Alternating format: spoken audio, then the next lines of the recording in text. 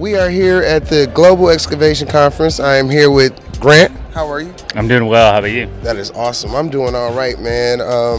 Do you believe in 811? Oh, 100%. I mean, without 811, how would we manage all this chaos? Correct. So, what is the main key that you would tell people about calling 811 before they do excavation? So, for me, if you're not, then you're going to be trapped in a world of the blame game. So they kind of take on that responsibility in terms of, hey, we're organizing all this. Hey, you are the one locating. Here you go. Here's your ticket. So without that, it would kind of be a madhouse. Yeah, it would. Yeah. I got it. Well, thank you so much. I appreciate it. Yes, sir. You have a good day. You too, brother. Thanks. Remember to always call 811 before you dig.